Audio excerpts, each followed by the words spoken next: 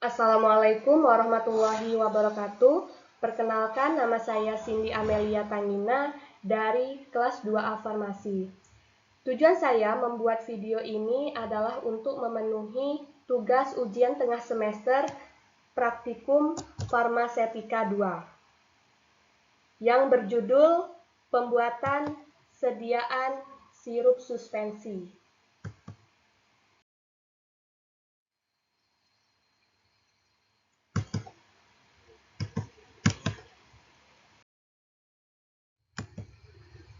Baiklah, di sini sirup adalah larutan oral yang mengandung sukrosa atau gula lain yang berkadar tinggi, atau sirup simplex adalah sirup yang hampir jenuh dengan sukrosa.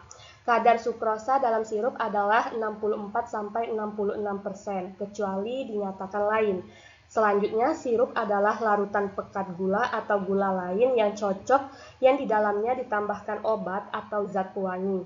Merupakan larutan jernih berasa manis, dapat ditambahkan gliserol, sorbitol, atau polialkohol yang lain dalam jumlah sedikit dengan maksud selain untuk menghalangi pembentukan hablur sakarosa juga dapat meningkatkan kelarutan obat. Selanjutnya, jenis-jenis sirup. Ada 3 macam sirup, yaitu yang pertama sirup simplex, kedua sirup obat, ketiga sirup pewangi. Yang pertama sirup simplex mengandung 65% gula dengan larutan nipagin 0,25%. Kedua, sirup obat mengandung satu jenis obat atau lebih dengan atau tanpa zat tambahan dan digunakan untuk pengobatan. Ketiga, sirup pewangi tidak mengandung obat tetapi mengandung zat pewangi atau zat penyebab lain.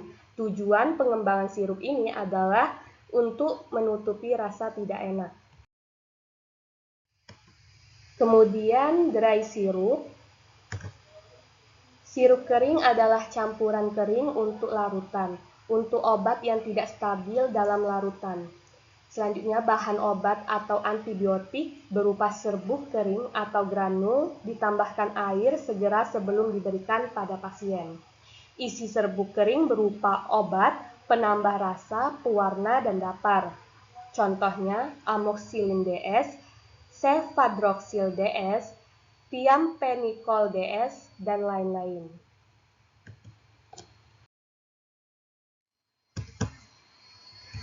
Komponen utama dalam sediaan sirup, yang pertama bahan aktif, zat yang memberikan efek terapeutik atau nutrisi seperti obat, vitamin, atau ekstrak herbal. Kedua, pelarut, biasanya air, tetapi juga dapat menggunakan pelarut lain jika diperlukan. Ketiga, pemanis, biasanya gula seperti sukrosa untuk memberikan rasa manis dan meningkatkan stabilitas. Pemanis buatan seperti aspartam atau sukralos dapat digunakan untuk sirup rendah kalori atau untuk pasien diabetes.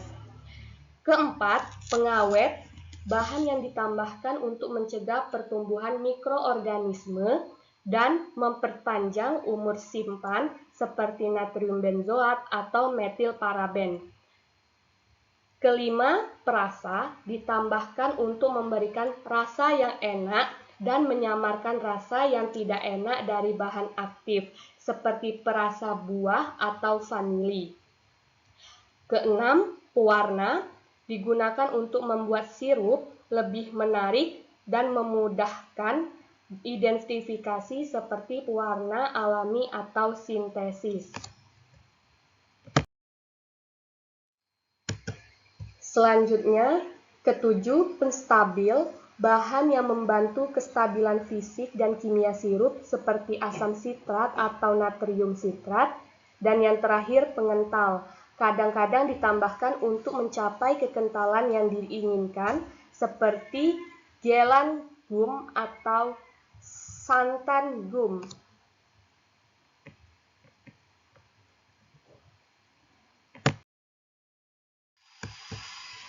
Selanjutnya, sifat fisika dan kimia sirup. Yang pertama, viskositas atau kekentalan adalah suatu sifat cairan yang berhubungan erat dengan hambatan untuk mengalir. Kedua, uji mudah tidaknya dituang. Uji mudah tidaknya dituang adalah salah satu parameter kualitas mudah sirup. Uji ini berkaitan erat dengan viskositas. Ketiga, uji intensitas warna.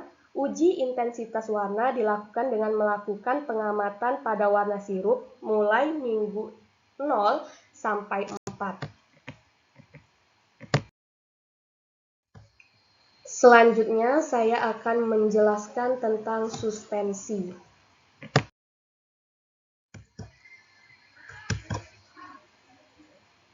Kemudian, suspensi adalah sediaan cair yang mengandung partikel tidak larut yang terdispersi dalam fase cair menurut Farmakope Indonesia edisi 4 halaman 17. Yang pertama, ukuran partikel lebih besar dari 10 mikrometer. Kedua, partikel suspensi dapat dilihat pada mikroskop biasa. Ketiga, dapat dipisahkan dengan penyaring. Dan yang keempat, dalam bidang farmasi, sediaan suspensi dibuat untuk membantu sediaan cair menggunakan zat aktif tertentu yang tidak larut air.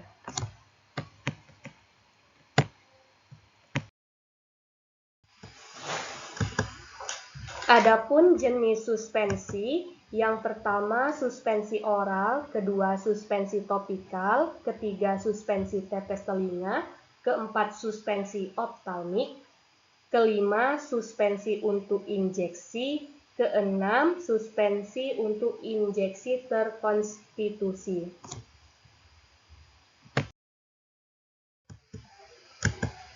Suspensi memiliki keuntungan dan kekurangan. Keuntungan suspensi yang pertama baik untuk pasien yang sulit untuk menelan, kedua homogenitas tinggi, ketiga lebih cepat diabsorpsi, keempat dapat menutupi rasa tidak enak, kelima mengurangi penguraian zat aktif.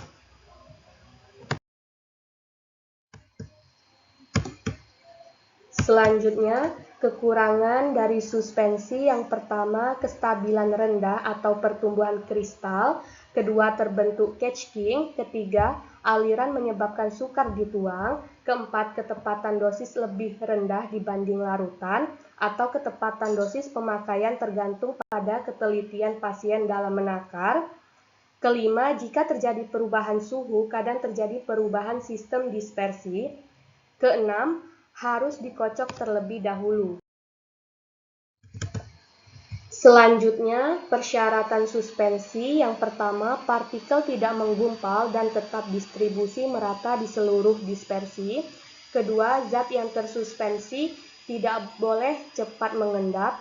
Ketiga, bila partikel-partikel mengendap tidak boleh membentuk penggumpal padat atau harus terdispersi lagi bila dikocok. Keempat, tidak boleh terlalu kental sehingga mudah dituang dari botol atau melewati jarum injeksi. Dan yang terakhir, untuk sediaan obat luar harus cukup air sehingga dengan mudah tersebar di permukaan, tetapi tidak boleh mudah bergerak sehingga mudah hilang dari permukaan.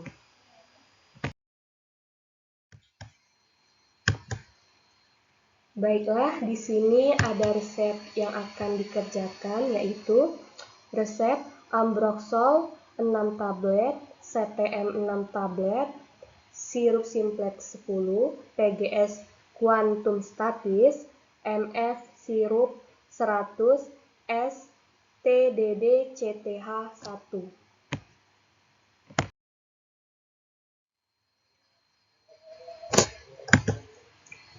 Berikut perhitungan bahan dari resep.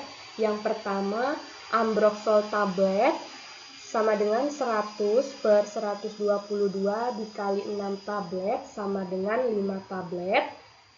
Jadi, Ambroxol tablet yang akan ditimbang yaitu sebanyak 5 tablet. Kedua, CTM 100 per 122 dikali 6 tablet sama dengan 5 tablet.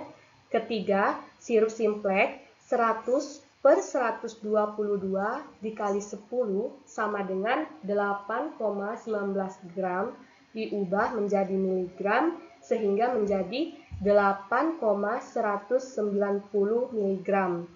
Keempat, gom Arab 1 dibagi 3 dikali 10 sama dengan 3,3 gram, kemudian diubah ke miligram menjadi 3.300 miligram.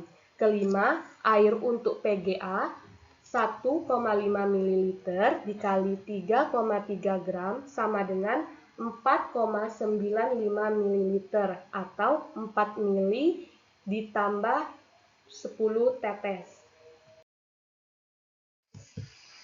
Selanjutnya, prosedur kerja dari sirup. Yang pertama, siapkan alat dan bahan. Kedua, setarakan timbangan. Ketiga, menimbang bahan.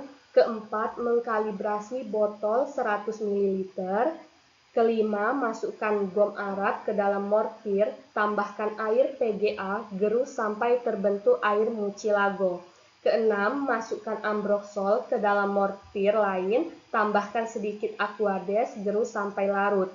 Ketujuh, tambahkan CTM ke dalam mortir, gerus sampai homogen.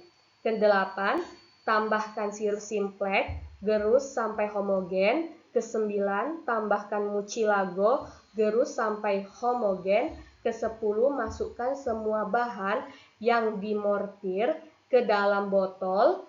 Ke-11, tambahkan aquades hingga 100 ml.